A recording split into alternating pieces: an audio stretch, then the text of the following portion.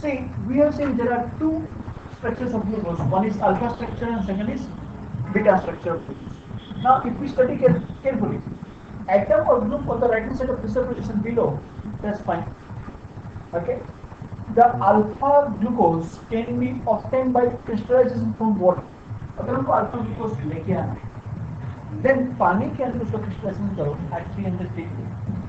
It can also be obtained by crystallization of from ethyl alcohol or glacial acetic acid.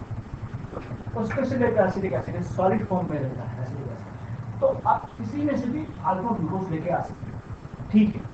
जब पहली बार उसका crystal बनाते हैं, freshly prepared बनाते हैं एंड उसको पानी में डालेंगे.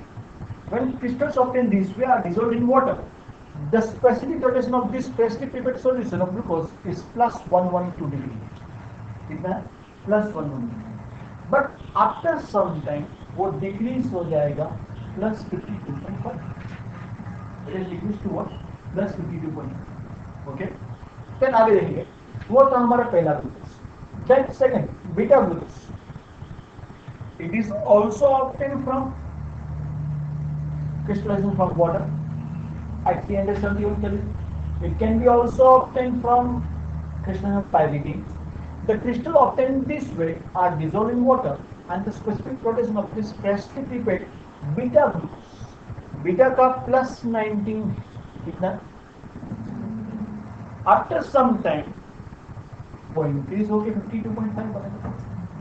अल्फा का आपके पास प्लस 112 था जो डिक्रीज होके 52.5 बना. बीटा का प्लस 19 था जो इंक्रीज होके प्लस 52.5 बना. So there is a change of rotation of specific degree. This rotation, this process of change in specific rotation, that's known as beta rotation. उसका रीजन क्या है? उसका रीजन यहाँ पे बताया गया है.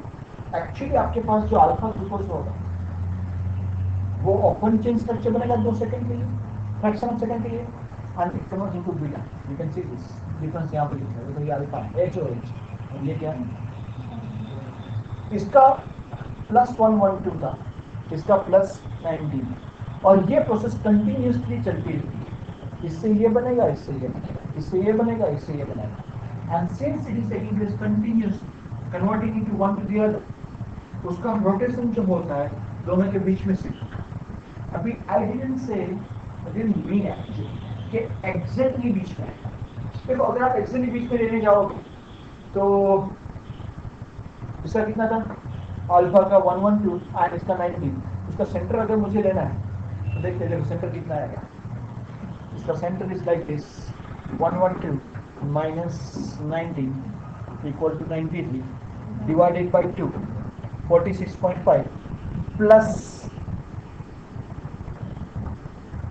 19 से इतना जाएगा ना, प्लस करना पड़ेगा. 19 से 0 से थोड़ा बीच में जाएगा. 112 plus 19 वो भी कर सकते हो आप, वो तरीके से भी कर सकते हो. तो 65.5 आएगा. उस तरीके से भी करो. 112 plus 19 divided by 2. ओके, नहीं ठीक है. मैंने क्या किया? 112 plus 19 divided by 2, 65.5. दोनों सेम ही आएगा. कितना आएगा? पर 65.5 नहीं है, इट इज 52. 65.5 होता तो एग्जिट सेंटर में होता 65.5, बट वो उससे कम है. 52 है आपके पास. 52 है मतलब it's more towards 90. More towards 90, more towards 90 मतलब उसका प्रोपोर्शन ज्यादा होना चाहिए. दैट्स व्हाई उसका प्रोपोर्शन आपके 64-34 के प्रोपोर्शन में. ओके, विच इज मैंने आपको जो डायग्राम दिखाया वो फिशर प्रोजेक्शन था. It can be also explain by Haworth also. You can see ये आपका अल्फा वाला था, एक्चुअली ये अल्फा वाला ना, ये अल्फा वाला ये है और ये बीटा वाला. That convert, keep on converting it open chain to. That's very very important question, beta rotation.